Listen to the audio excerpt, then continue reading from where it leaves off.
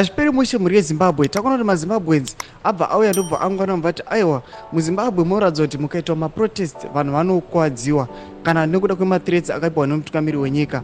Pane nhau yafamba yatenderera yakunzi aiwa maprotest aya ava kuchiitwa kuZambia. Muri Zimbabwe ashperi mushe sizvamongoziva kuti Zimbabwe neZambia aiwa gore rino zvakatongosheka marelations kutungamiri aiwa hauchawiriraniwe. Tsarapinda mashoko abuda nyonga muzara nhasi noti vosubscribe like kuti na on the bell icon.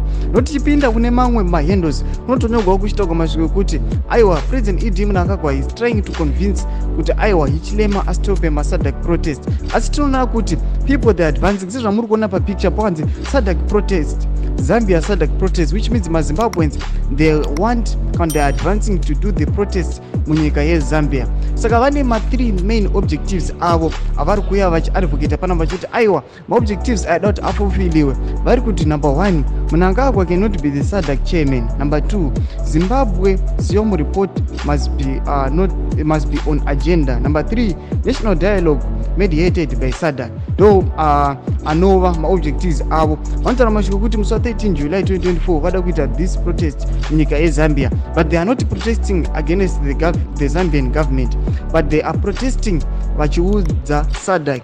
Muri Zimbabwe ashperi mushe chipotudzai munori kudii pamusoro penhau iyi because they want kuti Idi Mnangagwa asaite chairman nekuda kwema-flood elections akaitika pamwe chete nenhau dzecorruption dziri kuitika kana kuti kuabhuswa kuri kuitwa maopposition components munyika yeZimbabwe. Saka chipotudzai mafungiro enyu muri kudii pamusoro pechitiko ichi. Pinai comment section medu, saona subscribe, kuleka, turn on the bell icon.